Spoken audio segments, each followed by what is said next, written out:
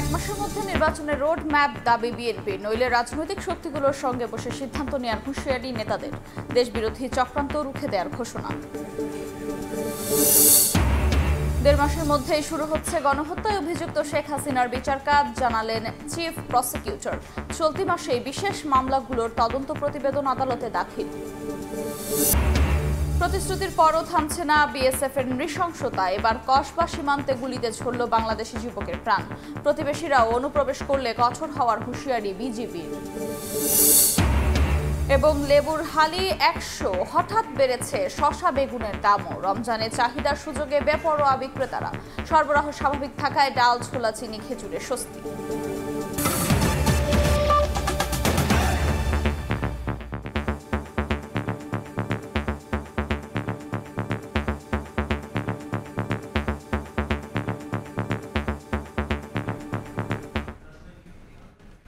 সময় সংবাদের সঙ্গে আছি আমি আফরোজা মৌটুসী।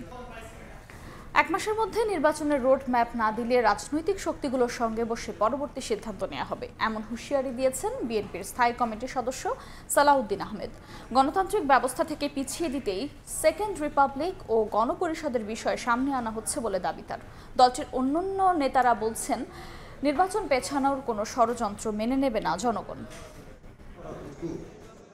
জাতীয় নির্বাচন, রোডম্যাপ, নতুন দল গঠন সব মিলিয়ে নতুন সমীকরণের দিকে দেশ।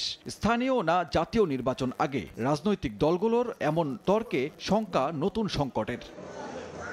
ছাত্রদের নতুন রাজনৈতিক দলকে স্বাগত জানালেও সেকেন্ড রিপাবলিক ঘোষণা ও গণপরিষদ গঠনের প্রক্রিয়ার কঠোর সমালোচনা করেছেন বিএনপি নেতারা। রাজধানীর ডিপ্লোমা ইঞ্জিনিয়ার্স ইনস্টিটিউশনে এক আলোচনায় দলটির স্থায়ী কমিটির সদস্য সালাহ উদ্দিন আহমেদ বলেন, নির্বাচন পেছানোর ষড়যন্ত্রে একটি মহল চক্রান্তে লিপ্ত।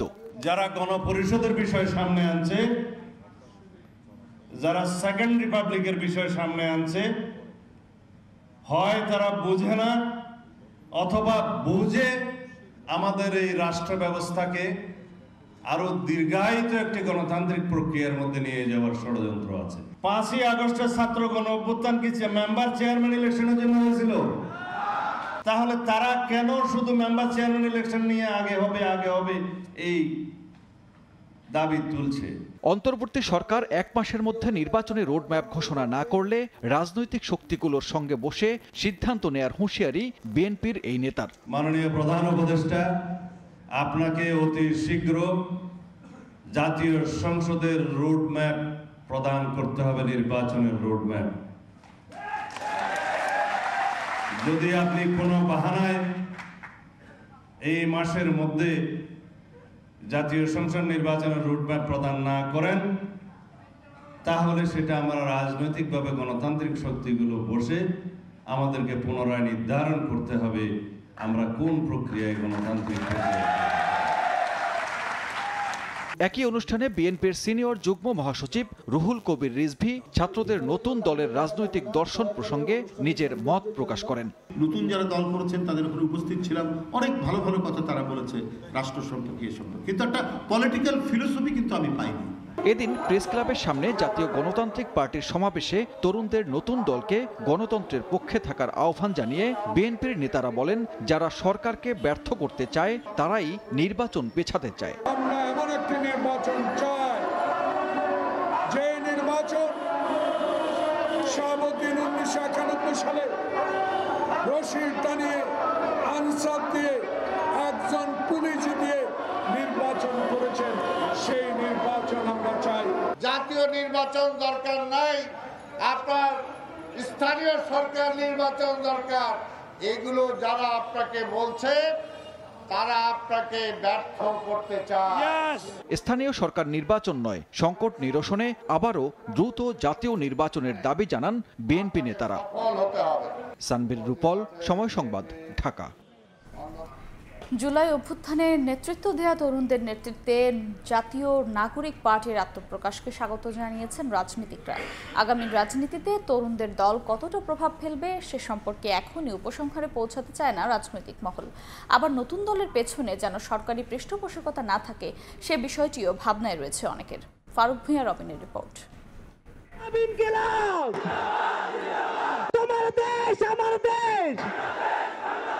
জল্পনা কল্পনা শেষে যাত্রা শুরু জাতীয় নাগরিক পার্টির। রাজনীতির মঞ্চে জুলাই অভ্যুত্থানের নায়কেরা।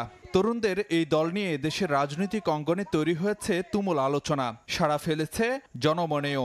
দালালি না রাজপথ, ক্ষমতা না জনতা। জাতীয় নাগরিক পার্টির যাত্রা শুরুকে কিভাবে দেখছে অন্য রাজনৈতিক দলগুলো? নেতারা বলছেন, রাজনীতিতে বৈচিত্র্য আর প্রতিযোগিতা বাড়াবে নতুন শক্তি। আমাদের স্টেক হোল্ডার হচ্ছে দেশের সম্মানিত নাগরিকগণ। তাদের চাহিদা, তাদের অধিকার, তাদের চিন্তা, দর্শন, পরিকল্পনাকে কে ভালো লালন করে, এটা দেখার সুযোগ তো যত বেশি দল হবে, যত বেশি চিন্তার রাজ্য আমাদের ব্যাপকতা বাড়বে, তত বেশি আপনার বাছাই করাটা সুবিধা হবে। এই কারণে আমি মনে করি রাজনীতির মাঠে যদি আরও দুইটা দল হয়, আমাদের সেক্ষেত্রে আমরা ইতিবাচক চ্যালেঞ্জ হিসাবে নেব। বাংলাদেশের রাজনীতি করলে বাংলাদেশের থিম, বাংলাদেশের উদ্দেশ্য, বাংলাদেশের মর্যাদা, বাংলাদেশের লক্ষ্য, এই জিনিসগুলো সামনে আসলে ভালো। বৈষম্যমুক্ত বাংলাদেশ গড়ার লক্ষ্য পূরণে কাজ করবে তরুণদের দল, এমন প্রত্যাশাও রাজনীতিকদের।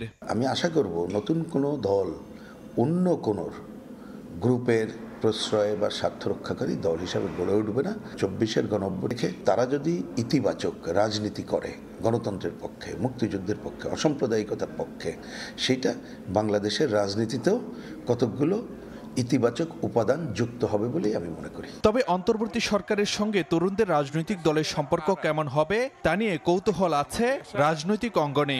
আরও দুইজন ছাত্রদের প্রতিনিধি এখানে আছে, তারাও কি ওই দলের সঙ্গে কিনা, এগুলি স্পষ্ট না হওয়া পর্যন্ত এক ধরনের বিতর্ক থেকে যাবে। যারা দল করছে এবং যারা সরকারে আছে, দুই দলেরই দায়বদ্ধতা আছে। সরকারের নিরপেক্ষতা বজায় রাখা তাদের দায়িত্ব, আর যারা দল করছেন তারা কোনো কিংস পার্টিতে পরিণত হচ্ছেন কিনা, তারা সরকারের কোনো ব্লেসিংস নিয়ে তারপরে করছে, আমার ধারণা যে তারা এটা বিবেচনায় রাখবেন এবং রাখছেন।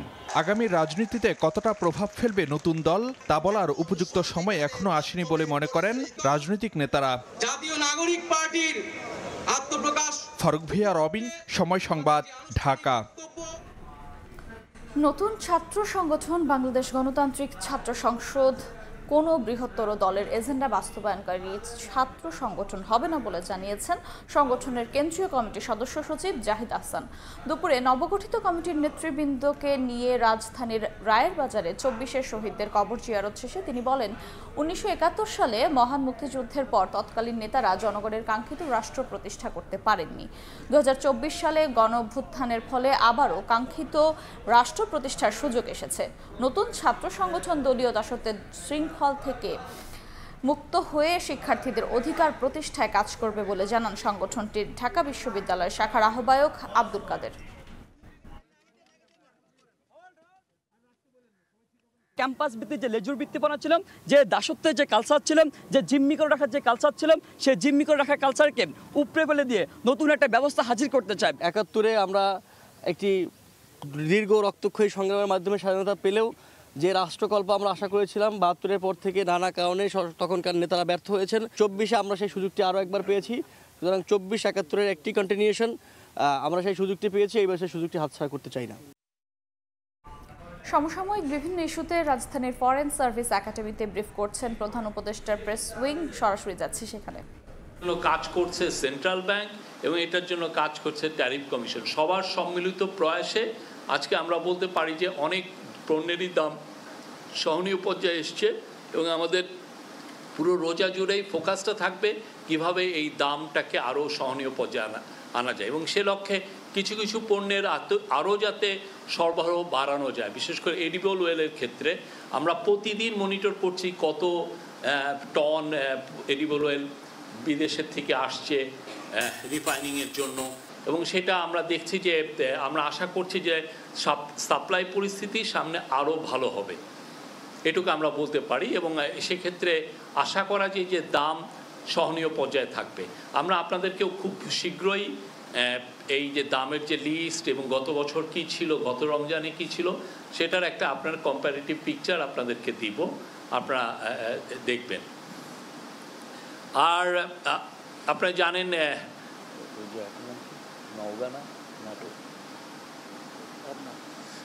পাবনায় একটা ডাকাতির ঘটনা ঘটেছে, তো সেই বিষয়ে আমাদের ডিপিএস মহোদয় কথা বলবেন।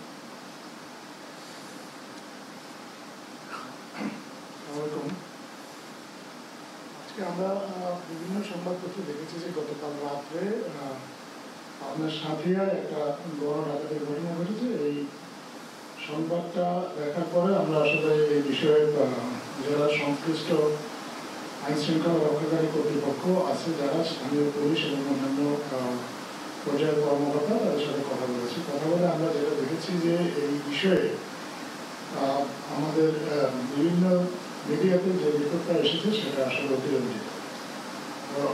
প্রকৃত ঘটনা কি, এটা স্থানীয় পুলিশের ভাষাটা আমরা ইতিমধ্যে আপনাদের সাথে শেয়ার করেছি।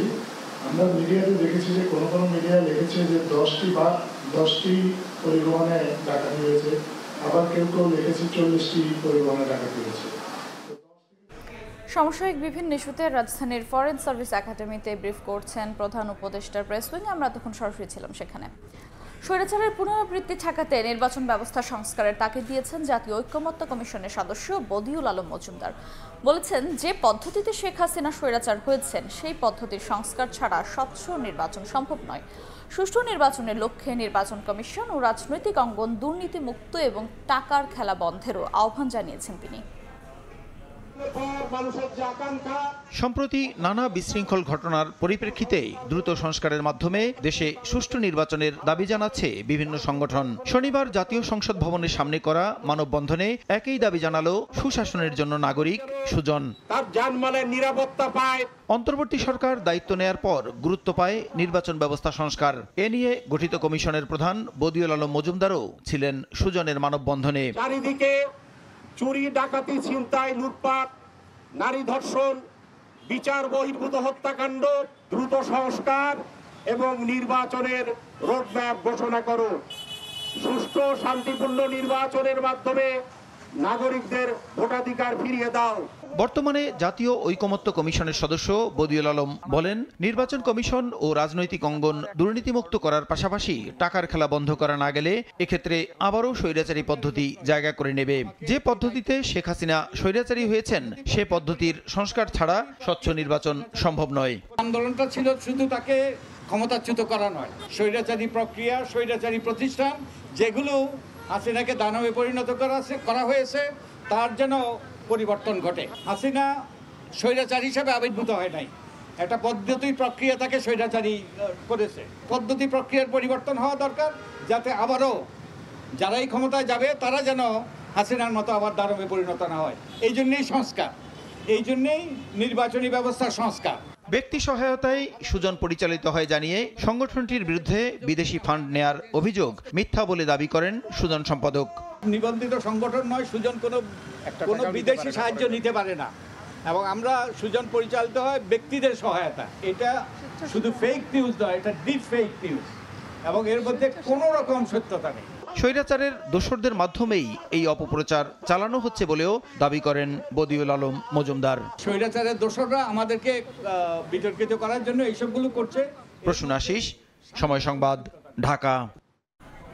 চলতি মাসে শেখ হাসিনার বিরুদ্ধে দায়ের করা বিশেষ মামলাগুলোর তদন্ত প্রতিবেদন আদালতে দাখিল করা হবে। আর 1 মাস থেকে 1.5 মাসের মধ্যে বিচার কাজ শুরু হবে জানিয়েছেন আন্তর্জাতিক অপরাধ ট্রাইব্যুনালের চিফ প্রসিকিউটর মোহাম্মদ তাজুল ইসলাম। দুপুরে সিলেটের পিটিআই মিলনায়তনে দেশের পরিবর্তিত পরিস্থিতিতে মানবাধিকার ও পরিবেশের ওপর গুরুত্ব সহ আইন প্রয়োগ বিষয়ক কর্মশালা শেষে একথা বলেন তিনি। একই অনুষ্ঠানে যোগ দিয়ে শিল্প উপদেষ্টা আদিলুর রহমান খান বলেন, 15 বছরে দেশের আইন ও বিচার ব্যবস্থা ধ্বংস করে ফেলা হয়েছিল। ছাত্র জনতা এই অবস্থা থেকে নতুন বাংলাদেশ উত্তরণ ঘটিয়েছে। অনুষ্ঠানে ভার্চুয়ালি যুক্ত হন পরিবেশ, বন ও জলবায়ু পরিবর্তন উপদেষ্টা সৈয়দা রিজওয়ানা হাসান। দিনব্যাপী কর্মশালায় বিচার বিভাগ, বিভাগীয়, জেলা, উপজেলা প্রশাসন, পুলিশ বিভাগের 1.5 শতাধিক কর্মকর্তা অংশ নেন। বর্তমানে আইন শৃঙ্খলা পরিস্থিতির চ্যালেঞ্জসমূহ শেখ হাসিনা সহ প্রধান কয়েকটা মামলার তদন্তের রিপোর্ট এই মাসে অর্থাৎ মার্চ মাসের মধ্যেই আমরা পাবো বলে আশা করছি এবং যদি আনুষ্ঠানিকভাবে এই তদন্ত রিপোর্ট আমরা পেয়ে যাই তাহলে আমরা তারপরে 1 মাস বা 1.5 মাসের মধ্যে আনুষ্ঠানিক বিচারের যে প্রক্রিয়া সেটা শুরু হয়ে যাবে এবং সেক্ষেত্রে শুরু হয়ে গেলে তারপর বলা যাবে যে কতদিন লাগবে, কারণ এই বিচারে বিচারিক যে ডকুমেন্টসগুলো আছে, ডিজিটাল এভিডেন্স আছে, লাইভ এভিডেন্স আছে, ডকুমেন্টারি এভিডেন্স আছে এবং দুই পক্ষের সাক্ষীর ব্যাপার আছে, সেগুলো আদালত নির্ধারণ করবেন যে কতদিন সময় সেখানে তারা নেবেন। রাজধানীর নিরাপত্তা জোরদারে অল আউট অ্যাকশনে গোয়েন্দা পুলিশ। ডিবি প্রধান জানিয়েছেন, চুরি, ছিনতাই ও ডাকাতিতে জড়িতদের বেশিরভাগই কিশোর গ্যাংয়ের সদস্য। সকালে ডিএমপি মিডিয়া সেন্টারে সংবাদ সম্মেলনে তিনি বলেন, রমজানের শপিং মল এবং বাস, লঞ্চ, ট্রেন যাত্রীদের নিরাপত্তায় বিশেষ ব্যবস্থা নেওয়া হয়েছে। ছিনতাই, ডাকাতির সাথে যারা যুক্ত হচ্ছে তাদের বেশিরভাগের বয়স 15 থেকে 30-এর মধ্যে। এদের অনেকেই কিশোর গ্যাং। বিভিন্ন এলাকায় চিহ্নিত সন্ত্রাসী বাহিনীর কথা আমরা শুনতে পাচ্ছি। তাদের বিরুদ্ধে আমরা অল আউট অ্যাকশনে যাচ্ছি।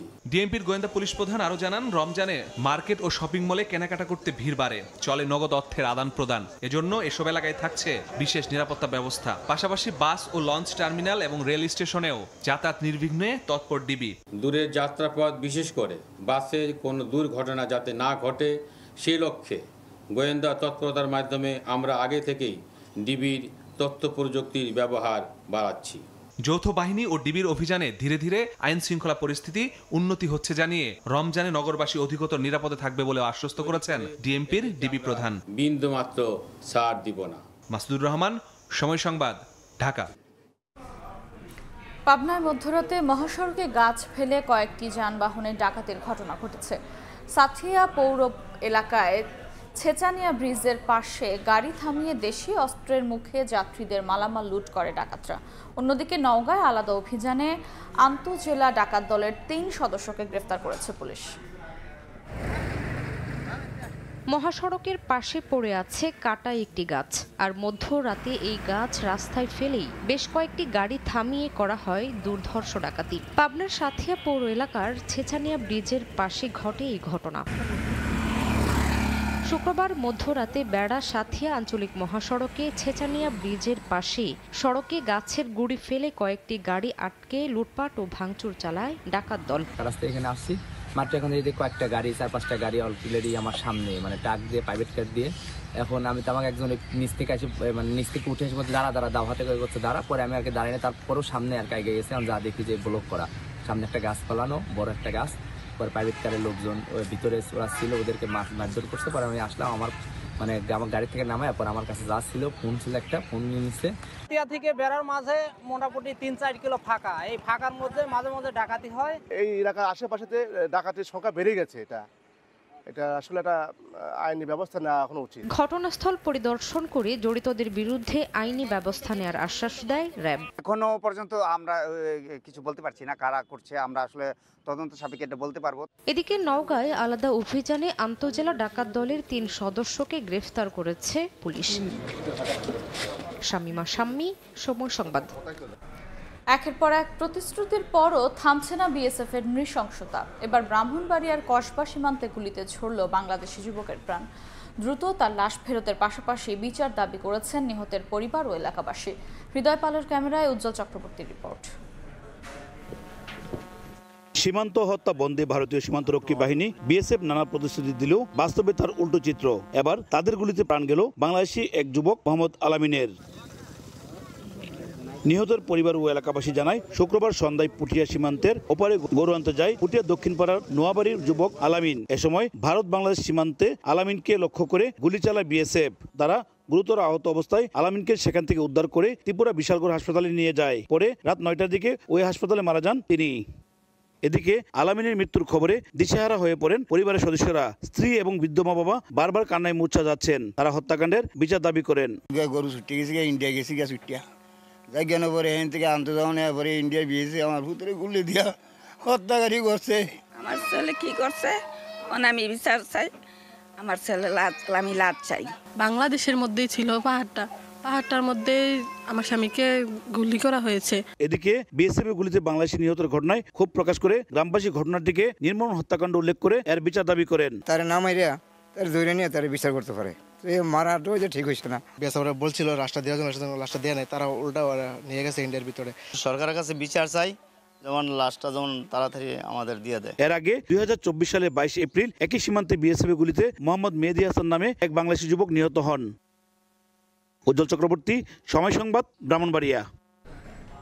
বাংলাদেশ সীমান্তে অন্য দেশের কেউ অনুপ্রবেশ করলে কঠোর হওয়ার হুঁশিয়ারি দিয়েছেন বিজিবির মহাপরিচালক। বলেছেন, যতক্ষণ বাংলাদেশিরা অন্য দেশে অনুপ্রবেশ না করবে ততক্ষণ পর্যন্ত তারা নিরাপদ। বিজিবি বিএসএফ উচ্চ পর্যায়ের বৈঠকের পরও সীমান্তে হত্যা কেন বন্ধ হচ্ছে না সে বিষয়ে স্বরাষ্ট্র উপদেষ্টা বলেছেন, এ নিয়ে কাজ করছে সরকার। নজর রাখা হয়েছে মিয়ানমারের পরিস্থিতিতেও। কক্সবাজারের বিজিবির নতুন ব্যাটালিয়নের উদ্বোধন শেষে তারা এসব কথা বলেন। পতাকা উত্তোলনের মাধ্যমে একযোগে ঢাকা, গাজীপুর ও কক্সবাজারে উদ্বোধন করা হলো বিজিবির একাধিক ব্যাটালিয়ন ও ইউনিটের। কক্সবাজারে উদ্বোধনী অনুষ্ঠানে যোগ দেন স্বরাষ্ট্র উপদেষ্টা, বিজিবি মহাপরিচালক সহ ঊর্ধ্বতন কর্মকর্তারা। ব্যাটালিয়ন ও ইউনিট উদ্বোধনের পর প্যারেড পরিদর্শন করেন অতিথিরা। অনুষ্ঠান শেষে অতিথিরা সাংবাদিকদের সঙ্গে কথা বলতে এলে ওঠে সমসাময়িক নানা প্রসঙ্গ। এর মধ্যে সীমান্ত হত্যা প্রসঙ্গে বিজিবি মহাপরিচালক বলেন, বাংলাদেশিরা অন্য দেশের সীমান্তে অনুপ্রবেশ না করা পর্যন্ত নিরাপদ। বিপরীতে অন্য দেশের কেউ বাংলাদেশে অনুপ্রবেশ করলে আইন মানার ক্ষেত্রে আরো কঠোর হবে বিজিবি। অবৈধ অনুপ্রবেশকর যাই হোক, হত্যা কোনো চূড়ান্ত একটা সমাধান হতে পারে না। তো সেই বিষয়ে আমাদের এটা অব্যাহত থাকবে এবং আরো একটি যদি হয় আমরা আরো কঠোর অবস্থানে যাব। এটা আপনাদেরকে আমি আশ্বস্ত করতে চাই। প্রশাসন চেষ্টা করছে, স্থানীয় সবাই চেষ্টা করছে। সম্প্রতি দিল্লিতে উচ্চ পর্যায়ের বৈঠকে বসে বিজিবি ও বিএসএফ। সীমান্ত হত্যা বন্ধে সেখানেও হয় আলোচনা। স্বরাষ্ট্র উপদেষ্টা জানালেন, প্রতিশ্রুতি দেওয়ার পরও হত্যা বন্ধ হচ্ছে না। এ বিষয়ে প্রয়োজনীয় পদক্ষেপ নিচ্ছে সরকার। মিয়ানমার সীমান্তে নিরাপত্তা নিশ্চিত করতেও কাজ চলছে বলে জানান তিনি। ভবিষ্যতেও খুব তাড়াতাড়ি আরো যেন ব্যাটালিয়ন এই বিজিবির সাথে যোগ হতে পারে, সেই জন্য আমরা চেষ্টা করব। পরিশেষে আপনাদের প্রতি আহ্বান জানাই, সীমান্ত রক্ষা, চোরাচালান প্রতিরোধ, নারী শিশু পাচার রোধ সহ যে কোনো ধরনের সীমান্ত অপরাধ দমন, জনসাধারণের জীবন ও সম্পদ রক্ষা সহ সরকার কর্তৃক অর্পিত যে কোনো দায়িত্ব নিষ্ঠার সাথে পালন করে আপনারা বিজিবির সুনাম ও মর্যাদা আরও বৃদ্ধি করবেন। নাফ নদীর ওপারে মিয়ানমারের সিত্তে শহর দখলের পথে রয়েছে আরাকান আর্মি। ব্রিফিংয়ে উপদেষ্টা ও মহাপরিচালক দুজনই জানালেন, দেশটির অস্থিতিশীল পরিস্থিতি পর্যবেক্ষণে রেখেছে অন্তর্বর্তী সরকার। প্রয়োজন পড়লে সীমান্তে বিজিবির সক্ষমতা আরও বাড়ানো হবে। আনুষ্ঠানিকভাবে যাত্রা শুরু করলো বিজিবির 2টি ব্যাটালিয়ন এবং একটি ইউনিট। নতুন এই সংযোজনগুলো বিজিবির সক্ষমতা বাড়াবে আরও অনেক। দেশবাসীর গর্বের বর্ডার গার্ড তাদের নজরদারি এবং তৎপরতার মাধ্যমে সীমান্তের নিরাপত্তা নিশ্চিত করতে সচেষ্ট হবে, এমনটি মনে করছেন সংশ্লিষ্টরা। আতাউর কাউসার, সময় সংবাদ, কক্সবাজার। 24 দিনের মতো রাজপথে অবস্থান করছেন সরকারি প্রাথমিক বিদ্যালয়ের সহকারী শিক্ষক পদে নিয়োগ প্রত্যাশীরা। রাজধানীর শাহবাগে বিক্ষোভ কর্মসূচি পালন করছেন তারা। প্রথম ও দ্বিতীয় ধাপের সুপারিশপ্রাপ্তরা চাকরি করলেও তৃতীয় ধাপের সুপারিশপ্রাপ্তদের নিয়োগ বাতিলকে বৈষম্যমূলক দাবি তাদের। নিয়োগ না পাওয়া পর্যন্ত রাজপথে থাকার হুঁশিয়ারি দিয়েছেন আন্দোলনকারীরা।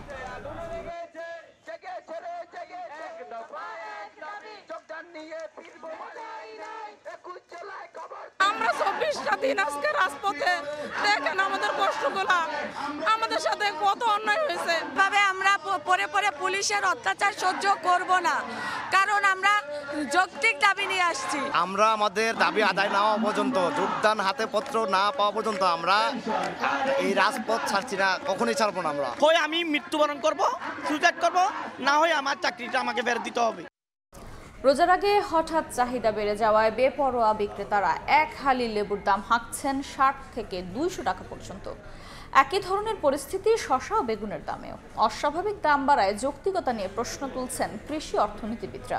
তবে বাজারে স্বস্তি মিলছে ইফতারি তৈরির উপকরণ ছোলা ও ডালে। স্থিতিশীল আছে চিনির দামও। আরও জানাচ্ছেন অন্তরা সেন। দরজায় কড়া নাড়ছে রমজান। রাজধানীর বাজারগুলো সরগরম হয়ে উঠেছে ক্রেতাদের ভিড়ে। চাহিদা বাড়ায় লেবু, শসা আর বেগুনের দাম আকাশচুম্বী। আকার ভেদে এক হালি লেবু বিক্রি হচ্ছে 60 থেকে 200 টাকায়, শসা 70 থেকে 120 টাকা কেজি, বেগুনের কেজি 60 থেকে 150 টাকা। সরবরাহ থাকার পরও দাম বাড়ার কারণ হিসেবে চাহিদা বৃদ্ধির অজুহাত বিক্রেতাদের। ক্ষুব্ধ ক্রেতারা। টমেটো ছিল 20 টাকা কেজি, এখন 30 টাকা 35 টাকা। লেবুর হালি হচ্ছে 80 টাকার মতো এরকম চাইতেছে। মাছ বাজারে গেছি, ওইখানেও বেশি, তরকারিতেও বেশি, সবকিছুতেই বেশি। এটা নতুন মাল আইছে দেশি, এজন্য দাম বাড়ছে। সাধারণ মধ্যবিত্তদের জন্য দামটা বেশি মনে হলেও তারপরেও রমজান উপলক্ষে যেভাবে বাড়ার কথা সেভাবে মনে হচ্ছে ঠিক আছে। শীত মৌসুম শেষ হওয়ায় সবজির সরবরাহ কিছুটা কমেছে, তবে যে হারে দাম বাড়ছে তা অস্বাভাবিক উল্লেখ করে বাজারে সরকারি সংস্থাগুলোর হস্তক্ষেপের পরামর্শ কৃষি অর্থনীতিবিদের। দাম যে হারে বেড়েছে এটা খুবই অস্বাভাবিক। এখানে আমাদেরকে ন্যায্য দাম প্রতিষ্ঠিত করতে হবে। ন্যায্য মূল্য প্রতিষ্ঠার জন্য আমাদের সরকারি যে এজেন্সিগুলো আছে সেগুলোকে কাজ করতে হবে। তবে বাজারে স্বস্তি মিলেছে ডাল, বেসন, ছোলা ও চিনির দামে। সরবরাহ পর্যাপ্ত থাকায় দাম নিয়ন্ত্রণে আছে বলে জানালেন বিক্রেতারা। ক্রেতাদের সন্তোষ প্রকাশ। প্রয়োজনীয় জিনিস যেমন নিশ্চয় ফুলের ভুসি, এগুলোর দাম গতবারের চেয়ে কেজি দেওয়ার 400-500 টাকা কম। কোনো দাম বেশি না, আদা সব আইটেম দাম, ডাল ডুল সব জিনিসের দাম কম আছে। রোজা আসলে যে প্রতি বছর হচ্ছে দাম বেড়ে যায়, হুট করে বেড়ে যায়, রোজার আগের দিন বেড়ে যায়, ওই রকমটা হয় নাই। এটা তদারকি না থাকলে হয়তো ব্যবসায়ীদের কারসাজিতে সামনের দিনগুলোতে বেড়ে যেতে পারে। এদিকে কিছুটা উত্তাপ ছড়াচ্ছে মাংসের বাজার। গেল সপ্তাহের চেয়ে কেজিতে গরুর মাংসের দাম 30 টাকা ও খাসির মাংসের দাম 150 টাকা বেড়েছে, আর ব্রয়লার মুরগির দাম বেড়েছে কেজিতে 10 টাকা। অন্তরা সেন, সময় সংবাদ, ঢাকা। গত কয়েক মাসের তুলনায় কম দামে নিত্যপণ্য বিক্রি হচ্ছে চট্টগ্রামের খাতুনগঞ্জ পাইকারি বাজারে। ব্যবসায়ীরা বলছেন, সিন্ডিকেট না থাকা ও বাজার প্রতিযোগিতামূলক হওয়ায় পর্যাপ্ত পণ্য আমদানি হয়েছে। ফলে রমজানের আগে চাহিদা বাড়লেও পাইকারি পর্যায়ে বিভিন্ন পণ্যের দাম কমেছে কেজি প্রতি 5 থেকে 20 টাকা পর্যন্ত। জমজমাট দেশের সবচেয়ে বড় ভোগ্যপণ্যের পাইকারি বাজার খাতুনগঞ্জ। শনিবার সকাল থেকে পণ্য বোঝাই ট্রাকের সারি দেখা যায় এই বাজারে। শ্রমিকরা ব্যস্ত লোড আনলোডে। দোকানে দোকানে চলছে বেচা কেনার হিড়িক। এবছর সিন্ডিকেট না থাকায় ছোট বড় সব ব্যবসায়ী আমদানির সুযোগ পাওয়ায় বাজারে প্রতিযোগিতা বেড়েছে। এতে রমজান উপলক্ষে ভোগ্যপণ্যের পর্যাপ্ত সরবরাহ রয়েছে। সেই সঙ্গে বিশ্ববাজারেও কমেছে নিত্যপণ্যের দাম, যার প্রভাবে কয়েক সপ্তাহ ধরে দেশের বাজারে দ্রব্যমূল্য নিম্নমুখী দাবি ব্যবসায়ীদের। চাহিদার থেকে দ্বিগুণ মাল আমদানি হওয়াতে প্রতিযোগিতামূলক বাজার হয়েছে, যার কারণে বাজারে পর্যাপ্ত পণ্য আছে, সরবরাহ ভালো আছে। আলহামদুলিল্লাহ সবকিছু বাজার এখন স্থিতিশীল আছে, কোনো কিছু বাড়া নাই, স্বাভাবিক আছে। খেজুর, ছোলা থেকে শুরু করে পেঁয়াজ, রসুন, আদার দাম গত কয়েক সপ্তাহের ব্যবধানে কমেছে 5 থেকে 15 টাকা পর্যন্ত। চিনির দামও হাতের নাগালে।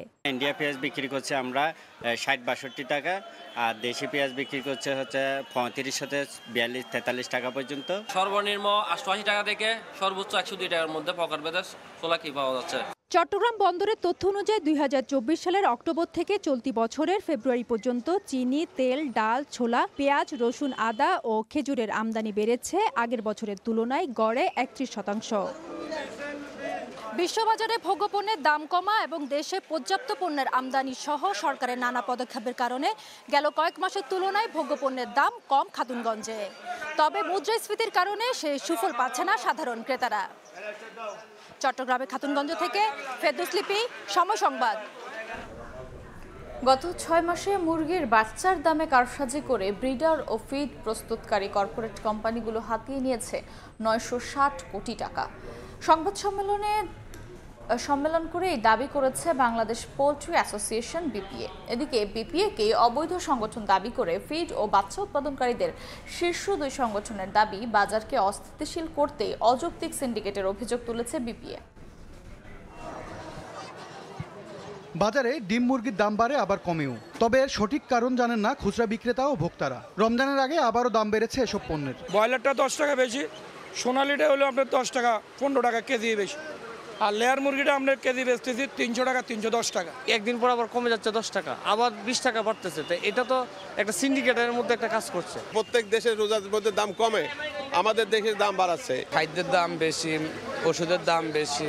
শনিবার সকালে রাজধানী সেগুনবাগিচায় সংবাদ সম্মেলন করে বাংলাদেশ পোল্ট্রি অ্যাসোসিয়েশন বিপিএ দাবি তুলেছে, গেল 6 মাসে সিন্ডিকেট করে 960 কোটি টাকা বাজার থেকে তুলে নিয়েছে মুরগির বাচ্চা ও ফিড উৎপাদনকারী বড় বড় কর্পোরেট কোম্পানিগুলো। ফিড মুরগির বাচ্চা নীরবে হাজার হাজার কোটি টাকা তারা লোপাট করে নিয়ে যাচ্ছে। বিভিন্ন ইভেন্টকে লক্ষ্য করে এখন বছরব্যাপী রুটিন করে সিন্ডিকেট তৈরি করা হয়েছে। অভিযোগ তোলা হয়, প্রান্তিক খামারিদের সংকটে ফেলতেই কন্ট্রাক্ট ফার্মিং এর মাধ্যমে কর্পোরেট কোম্পানিগুলো চুক্তিবদ্ধ খামারে সরাসরি বাচ্চা ও ফিড সরবরাহ করে। 1 লক্ষ বাচ্চা তার নিজস্ব ফার্মে এবং তার কন্ট্রাক্ট ফার্মিংয়ে দিচ্ছেন এবং বাজারে সংকট সৃষ্টি হচ্ছে। বাকি 1 লক্ষ মুরগির বাচ্চা সে দ্বিগুণ তিনগুণ দামে তার ইচ্ছা মতো দামে মিনিটে ঘন্টায় দাম বাড়িয়ে দিয়ে আমাদের পকেট থেকে টাকা কেড়ে নিচ্ছে। বিপিএর এমন অভিযোগ ভিত্তিহীন দাবি করে বাচ্চা উৎপাদনকারী প্রতিষ্ঠানগুলোর সংগঠন বিএবি বছরব্যাপী সরকার নির্ধারিত দামের চেয়ে 1 টাকা কমে বাচ্চা বিক্রি করতে চান বলে জানান সংগঠনটির নেতারা। তবে তা নিশ্চিত করার দায়িত্ব বিপিএকে নিতে হবে বলেও জানান তারা। যিনি বলেছে তাকে ওনাকে বলেন সরকার নির্ধারিত দামের চেয়েতেও আমি 1 টাকা মূল্য কম দেব। উনি সারা বছরের সাথে কন্ট্রাক্ট করে 24 ঘন্টার মধ্যে ওনাকে আসতে বলেন, আমি তাকে দিতে চাই। এদিকে প্রান্তিক খামারিদের নিয়ে গড়ে তোলা সংগঠন বিপিএর বৈধতা নিয়েই প্রশ্ন তুলেছে ফিড ইন্ডাস্ট্রিজ অ্যাসোসিয়েশন। সংগঠনটির দাবি বাজারকে অস্থিতিশীল করতেই ভিত্তিহীন হিসাব মেলে ধরছে বিপিএ। যারা এই কাজটি সংবাদ সম্মেলনের মাধ্যমে করছেন, আমার প্রশ্ন হচ্ছে আপনাদের কাছে, তারা কি রেজিস্টার্ডভুক্ত সংগঠন? তারা কি এটা এভাবে করতে পারে? বাজারে চাহিদা যোগানের ভিত্তিতে বর্তমানে ফিডের দাম ক্রমান্বয়ে কমানো হচ্ছে বলে জানিয়েছে feed industries association. MS Arifin, সময় সংবাদ, ঢাকা। দুর্নীতিমুক্ত হতে হলে নিজেকে দুর্নীতিমুক্ত হতে হবে, এই প্রতিবাদ্য সামনে রেখে দেশের সবাইকে দুর্নীতির বিরুদ্ধে এগিয়ে আসার আহ্বান জানিয়েছে দুর্নীতি বিরোধী জাতীয় সমন্বয় কমিটি। সকালে জাতীয় প্রেস ক্লাবের জহুর হোসেন চৌধুরী মিলনায়তনে আয়োজিত অনুষ্ঠানে অন্তর্বর্তী সরকারের কাছে দুর্নীতি বিরোধী 11 দফা প্রস্তাবনা তুলে ধরে তারা। শক্তিশালী ও নিরপেক্ষ কমিশন গঠনের মাধ্যমে অবিলম্বে দুর্নীতিবাজদের বিচার ও সংবিধান সংশোধনের প্রয়োজনীয়তা তুলে ধরে পাচার হওয়া অর্থ দেশে ফেরাতে উদ্যোগ নেওয়ার আহ্বান জানান বক্তারা।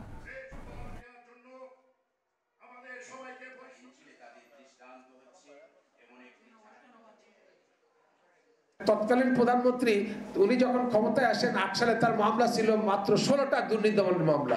উনি ক্ষমতায় থাকতে প্রথম সেশনে এটি কমে 0 তখন দুর্নীতি দমন কমিশনের সংজ্ঞা হয়ে গেল দুধ দই কলা। খালেদা জিয়ার ওনার মামলা ছিল 4টা, এটা হয়ে গেল 36টা।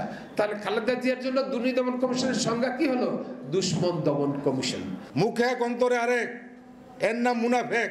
এই দুর্নীতি বিরোধী জাতীয় সমন্বয় কমিটি 2004 সালে আমি শুরু করেছিলাম।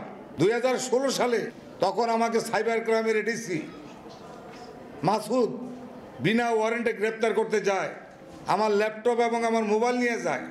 সেই রাত্রে আমি স্ট্রোক করি। ফ্যাসিস্ট হাসিনা ফেরাউন হয়ে গেছিল। সময় সংবাদে আরো থাকছে।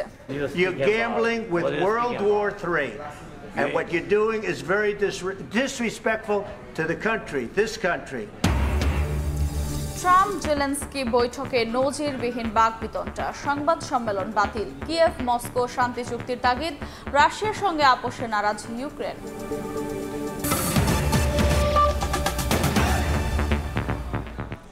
23 বছরের চেষ্টাতেও দেশে বন্ধ করা যায়নি নিষিদ্ধ পলিথিনের ব্যবহার, বরং বাড়ছে প্লাস্টিক কারখানার সংখ্যা। ব্যবহারকারীরা বলছেন সহজলভ্য ও স্বল্প মূল্যের বিকল্প তৈরি না হলে অভিযান দিয়ে বন্ধ করা যাবে না পলিথিন। তবে পরিবেশ উপদেষ্টা বলছেন মানুষ যত সচেতন হবে তত কমবে ক্ষতিকর পণ্যের ব্যবহার। এদিকে জুতসই বিকল্প পণ্য প্রস্তুত ও বাজারজাতকরণে সরকারকে নীতি ও আর্থিক সহায়তা নিয়ে উদ্যোক্তাদের পাশে দাঁড়ানোর পরামর্শ দিচ্ছেন পরিবেশবিদরা। 2002 সালের 1 মার্চ আইন করে পলিথিনের ব্যাগ উৎপাদন, বিপণন ও ব্যবহার নিষিদ্ধ করে বাংলাদেশ। এরপর কেটে গেছে 2 দশকেরও বেশি সময়। 2010 সালে আরেকটি আইন করা হলেও কাজে আসেনি তাও। উৎপাদন পর্যায়ে অভিযানটা শুরু হবে 1 নভেম্বর। আগস্টে অন্তর্বর্তী সরকার দায়িত্ব নেওয়ার পর আবারও কঠোর অবস্থান নেয় সরকার। গত বছরের নভেম্বর মাসে খোলা বাজারে এরকম নিষিদ্ধ পলিথিন ব্যবহার বন্ধের কথা জানিয়েছিল সরকার। সে সময় এসব দোকানে নানা বিকল্প পণ্য দেখা গেলেও বর্তমানে অবস্থা ঠিক আগের মতোই। এর কারণ হিসাবে ব্যবহারকারীরা বলছেন বাজারে জুতসই বিকল্প না থাকা। না পাওয়ার কারণে আমরা পলিথিনের রাস্তায় আবার যাইতে হয়েছে। অল্টারনেটিভ কিছু না করে কোনো জিনিসের রেজাল্ট আসবে না। গত 3 নভেম্বর থেকে 13 ফেব্রুয়ারি পর্যন্ত সরকারি অভিযানে জব্দ করা হয়েছে 1.5 লাখ টন পলিথিন। 48 লাখ টাকা জরিমানা আদায় ও সিলগালা করে দেওয়া হয়েছে 11টি পলিথিন কারখানা। ক্ষতিকর পণ্যের ব্যবহার বন্ধে আইন অভিযানের চেয়ে মানুষের সচেতনতা বৃদ্ধির উপর বেশি আস্থা রাখছেন পরিবেশ উপদেষ্টা। ঠিক আছে, সরকার কমাতে পারেনি, কিন্তু আপনি যখন বাজারে যান আপনি কি নিজের চটের ব্যাগটা নিয়ে যান কিনা? আপনি যদি সেই অভ্যাসটা পরিবর্তন শুরু করেন তাহলে পলিথিন বিরোধী সরকারের যে অভিযানটা ওটা আরো দ্রুত কার্যকর হবে। পরিবেশবিদরা বলছেন সহজলভ্য বিকল্প তৈরিতে উদ্যোক্তাদের পাশে দাঁড়াতে হবে সরকারকে। যেসব কারখানায় পলিথিন উৎপাদন করে তাদেরকেও আমরা কিন্তু এই বায়োডিগ্রেডেবল পলিথিন উৎপাদনের জন্য টেকনোলজিক্যাল এবং ফাইন্যান্সিয়াল সাপোর্ট দিয়ে এবং ট্রেনিং দিয়ে তাদেরকে সেই জায়গা থেকে আমরা ব্যবহার করতে পারি। বিশ্বব্যাংকের সবশেষ পরিসংখ্যান বলছে রাজধানীর 64% মানুষ পলিথিন ব্যাগ ব্যবহার করে। তার মধ্যে দৈনিক প্রায় 2.5 কোটিরও বেশি পলিথিন ব্যাগ একবার ব্যবহার করে বাইরে ফেলে দেওয়া হয়। ফরহাদুর রহমান, সময় সংবাদ, ঢাকা। পৃথিবী জুড়ে ছড়িয়ে থাকা ঢাকা বিশ্ববিদ্যালয়ের গণিতবিদরা রাখছেন মেধার স্বাক্ষর। ভবিষ্যতেও সেই ধারাবাহিকতা থাকবে বলে আশা প্রকাশ করেছেন ঢাকা বিশ্ববিদ্যালয়ের উপাচার্য নিয়াজ আহমেদ খান। শনিবার বিশ্ববিদ্যালয়ের কেন্দ্রীয় খেলার মাঠে আয়োজিত গণিত অ্যালামনাই অ্যাসোসিয়েশনের 14th বার্ষিক সাধারণ সভা ও পুনর্মিলনী অনুষ্ঠানে কথা বলেন তিনি। এ সময় নবীন প্রবীণের সমন্বয়ে দেশ ও জাতিকে এগিয়ে নিতে বিভাগের প্রাক্তন শিক্ষার্থীরা ভূমিকা রাখবে বলেও আশা প্রকাশ করেন উপাচার্য। দিনের কথা ভুলবি কি রে, হায় সেই চোখের দেখা। চোখের দেখায় প্রাণের কথায় ফের ফিরে আসা পুরনো সেই দিনে শেকড়ের টানে প্রিয় প্রাঙ্গণে বসলো দেশসেরা গণিতবিদদের মিলন মেলা। নেই ক্লাসরুম, ব্ল্যাকবোর্ড, তবুও সকলের প্রাণে ক্ষণে ক্ষণে নাড়া দিচ্ছে অতীতের স্মৃতিময় সেই দিনগুলো। তাই তো এত বছর পর প্রাণের বন্ধুদের কাছে পেয়ে সবাই মেতেছেন গল্প আড্ডায়, মুঠোফোনে বন্দি করে রাখছেন প্রিয় মুহূর্ত। 50 বছরে এসে এখন আসলে মনে হয় যে সবচেয়ে প্রিয় বন্ধুরাই, এবং ওই সময়টাই আসলে সবচাইতে বেশি সুন্দর ছিল। যখন নতুন ইউনিভার্সিটিতে আসছি ঠিক একবারে সেরকম মনে হচ্ছে যে সবাই এখন সবার সঙ্গে আনন্দ উৎসব করতেছি। শনিবার সকালে ঢাকা বিশ্ববিদ্যালয় কেন্দ্রীয় খেলার মাঠে গণিত অ্যালামনাই অ্যাসোসিয়েশনের 14th বার্ষিক সাধারণ সভা ও পুনর্মিলনী অনুষ্ঠানের উদ্বোধন করেন উপাচার্য প্রফেসর নিয়াজ আহমেদ খান। মিলন মেলায় সামিল হতে কেউ কেউ এসেছেন দূর দূরান্ত থেকে, কেউ বা এসেছেন ভবিষ্যৎ প্রজন্মকে সঙ্গে নিয়ে। তাই উচ্ছ্বাসের মাত্রাও এখানে অন্যরকম। গণিত হলো বিজ্ঞানের ভাষা এবং এই গণিতকে ঘিরেই আমাদের আজকের আয়োজন। আপনি লক্ষ্য করবেন সর্বত্র গণিতের একটা আমেজ, একটা ভীষণ ভালো লাগার অনুভূতি। অনেকের সাথে দেখা হচ্ছে অনেক দিন পরে, 5-10 বছর পরে, 15 বছর পরে, 20 বছর পরে, দেখার আগেই মনে হচ্ছে বুকে জড়িয়ে ধরছি। এ সময় 15 জন প্রাক্তন শিক্ষককে গণিত অ্যালামনাই অ্যাসোসিয়েশনের পক্ষ থেকে সম্মাননা জানানো হয়। এ সময় পুরো প্রাঙ্গণে তৈরি হয় আবেগঘন পরিবেশের। যাদের সম্বোধনা দেওয়া হয়েছে তাদের মধ্যে আমি কনিষ্ঠ, মানে আমি সবচেয়ে জুনিয়র যাদের সম্বোধনা দেওয়া হয়েছে। বাংলাদেশের গণিতকে কিভাবে উন্নত করা যায় এখনো দেখছি সেই দিকে না দিয়ে সবাই এখন বড় বড় রিসার্চের দিকে চলে যায়, কিন্তু রিসার্চ করে হয়তো তার নিজের উন্নতি হবে হায়ার রিসার্চে, কিন্তু দেশের উন্নতি হবে বলে মনে হয়। পৃথিবী জুড়ে ছড়িয়ে থাকা ঢাকা বিশ্ববিদ্যালয়ের গণিতবিদরা ছড়িয়ে দিচ্ছেন মেধার স্বাক্ষর। ভবিষ্যতেও সেই ধারাবাহিকতা থাকবে এমন আশা উপাচার্য প্রফেসর নিয়াজ আহমেদ খানের। ঢাকা বিশ্ববিদ্যালয়তে সবচেয়ে বড় আমাদের প্রাপ্তি যে সত্যিকার অর্থে পৃথিবী জুড়ে আমাদের ছড়িয়ে আছে, গ্লোবাল আউটরিচ। বিকেলে শুরু হয় সাংস্কৃতিক অনুষ্ঠান। গানের তালে নেচে গেয়ে মিলন মেলার এই আয়োজন উদযাপন করেন গণিত বিভাগের প্রাক্তন শিক্ষার্থীরা। মাইমুনা হেদার চৌধুরী, সময় সংবাদ, ঢাকা। আজ থেকে শুরু হলো চট্টগ্রাম বিশ্ববিদ্যালয়ের 2024-25 শিক্ষাবর্ষের ভর্তি পরীক্ষা। বিজ্ঞান অনুষদভুক্ত এ ইউনিটের ভর্তি পরীক্ষার মধ্য দিয়ে শুরু হয় এবারের ভর্তি যুদ্ধ। এবারও চট্টগ্রাম, ঢাকা ও রাজশাহী বিশ্ববিদ্যালয় ক্যাম্পাসে একযোগে চবির ভর্তি পরীক্ষা অনুষ্ঠিত হয়। পরীক্ষার্থী ও অভিভাবকদের জন্য প্রয়োজনীয় শৃঙ্খলা ও নিরাপত্তা ব্যবস্থা নিশ্চিত করেছে প্রশাসন। বিশ্ববিদ্যালয়ে প্রথমবারের মতো অভিভাবকদের জন্য বসার ব্যবস্থা রাখা হয়। পাশাপাশি বিভিন্ন সংগঠন থেকে তথ্য সহায়তা বুথ স্থাপন করা হয়েছে। এই ইউনিটের পরীক্ষায় চট্টগ্রাম বিশ্ববিদ্যালয় কেন্দ্রে অংশ নিয়েছেন 23,097 জন শিক্ষার্থী। প্রতি আসনের জন্য লড়াই করেন 89 জন শিক্ষার্থী। তীব্র বাকবিতণ্ডা ও যৌথ সংবাদ সম্মেলন বাতিলের মধ্য দিয়ে শেষ হলো বহুল প্রতীক্ষিত ট্রাম্প জেলেনস্কি বৈঠক। শুক্রবার হোয়াইট হাউসের ওভাল অফিসে বৈঠকে মার্কিন প্রেসিডেন্ট ডোনাল্ড ট্রাম্প ও ইউক্রেনের প্রেসিডেন্ট ভলোদিমির জেলেনস্কির মধ্যে উত্তপ্ত বাক্য বিনিময় হয়। জেলেনস্কিকে অকৃতজ্ঞ আখ্যা দিয়ে তৃতীয় বিশ্বযুদ্ধ সৃষ্টির পথে হাঁটছেন বলেও মন্তব্য করেন ট্রাম্প। আর জেলেনস্কি বলেন, যুদ্ধবিরতি চাইলেও পুতিনের সঙ্গে কোনো আপোষে যেতে চান না তিনি। উদ্ভুত পরিস্থিতিতে খনিজ সম্পদ নিয়ে দুই দেশের মধ্যে চুক্তি সই হয়নি। যুক্তরাষ্ট্র থেকে Hasanuzzaman Shakir report. Position to dictate what we're going to feel. We're going to feel very good. We're going to feel very good and very strong. You will feel influence. You're right now not in a very good position. মার্কিন president Donald ট্রাম্পের সঙ্গে ইউক্রেনের president Volodymyr জেলেনস্কির বৈঠক। White হাউসের oval অফিসে বৈঠকের শুরুতেই বাকবিতণ্ডা। এতদিন এই দুই রাষ্ট্রনেতার মধ্যে পাল্টাপাল্টি কথার লড়াই হয়েছে অনেক, কিন্তু এবার কোনো রাগ ঢাক না রেখে মুখোমুখি উত্তপ্ত বাক্য বিনিময় হয়। দুই নেতার বৈঠকের শুরুতেই সাংবাদিকদের সামনে জেলেনস্কিকে আক্রমণ করে বক্তব্য দেন ট্রাম্প। জেলেনস্কি তৃতীয় বিশ্বযুদ্ধ নিয়ে জুয়া খেলছেন বলে অভিযোগ করেন মার্কিন প্রেসিডেন্ট। ট্রাম্প পরিষ্কার জানিয়ে দেন, হয় জেলেনস্কিকে রাশিয়ার সঙ্গে চুক্তি করতে হবে, তা না হলে ইউক্রেনের পাশে থাকবে না যুক্তরাষ্ট্র। United States and your people are very brave, but you're either going to make a deal or we're out. And if we're out, you'll fight it out, but you don't have the cards. But once we sign that deal, you're in a much better position. বৈঠকে রাশিয়ার president Vladimir পুতিনের নাম উল্লেখ করে তাকে খুনি হিসেবে আখ্যা দেন জেলেনস্কি। বলেন, একজন খুনিকে কোনোভাবে ছাড় দেয়া উচিত নয়। পুতিনের বিষয়ে ট্রাম্পের নমনীয় অবস্থানেরও সমালোচনা করেন জেলেনস্কি। একজন খুনির সঙ্গে কোনো ধরনের সমঝোতা না করার জন্য ট্রাম্পের প্রতি আহ্বান জানান তিনি। এ সময় জেলেনস্কির সঙ্গে বাকবিতণ্ডায় জড়িয়ে পড়েন মার্কিন ভাইস প্রেসিডেন্ট জেডি ভ্যান্সও। বলেন, জেলেনস্কির মধ্যে কোনো কৃতজ্ঞতা বোধ নেই। You're gambling with the lives of millions of people. You're gambling with World War III. And what you're doing is very disrespectful to the country. White হাউসের রীতি অনুযায়ী বৈঠক শেষে দুই রাষ্ট্রনেতার মধ্যে যৌথ সংবাদ সম্মেলন করার কথা থাকলেও শেষ পর্যন্ত তা বাতিল করা হয়। উদ্ভূত পরিস্থিতিতে ইউক্রেনের খনিজ সম্পদে যুক্তরাষ্ট্রের নিয়ন্ত্রণ নিয়ে দুই দেশের মধ্যে একটি চুক্তি সইয়ের কথা থাকলেও শেষ পর্যন্ত তা হয়নি। জেলেনস্কি ও তার সঙ্গে থাকা ইউক্রেনের অন্য কর্মকর্তারা হোয়াইট হাউস থেকে বেরিয়ে যান। হাসানুজ্জামান সাকি, সময় সংবাদ, যুক্তরাষ্ট্র। বৃষ্টির শঙ্কায় পাকিস্তানের চ্যাম্পিয়ন্স ট্রফি আয়োজন।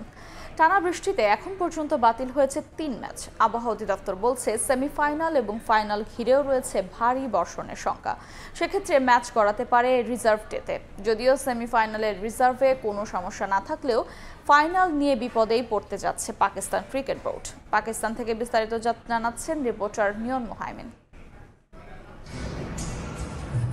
চ্যাম্পিয়ন্স ট্রফির শুরু থেকেই কিছুটা ব্যাকফুটে পাকিস্তান। আয়োজনে নিরাপত্তার বাড়াবাড়ি আর বৃষ্টি বাধায় পদে পদে বিপাকে আয়োজক দেশটি। 3 ভেন্যুর মধ্যে একমাত্র করাচিতেই কোনো সমস্যা ছাড়া এখন পর্যন্ত ম্যাচ আয়োজন করতে পেরেছে পিসিবি। বাকি 2 ভেন্যু লাহোর আর পিন্ডিতে পড়তে হয়েছে নানাবিধ সমস্যায়।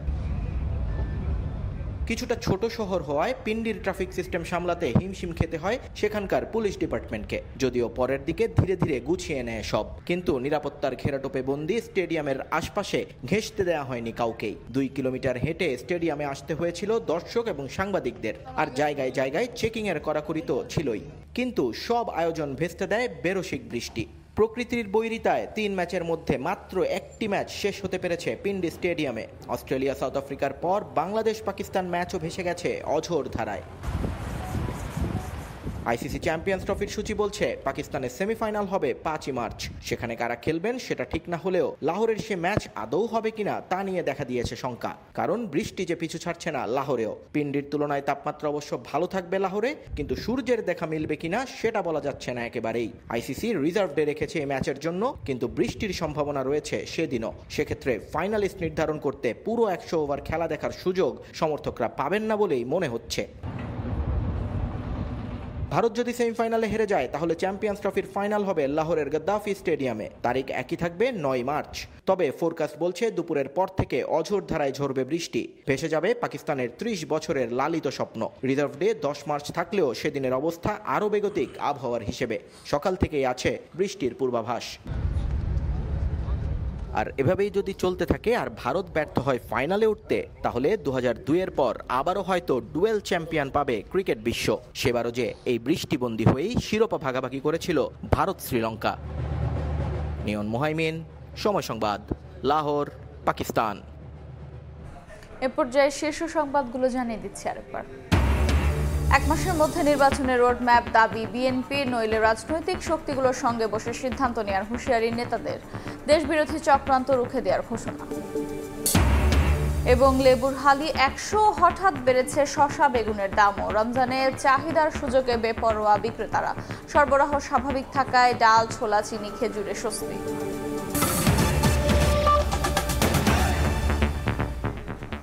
এই ছিল সময় সংবাদের সঙ্গে থাকুন সময়ের।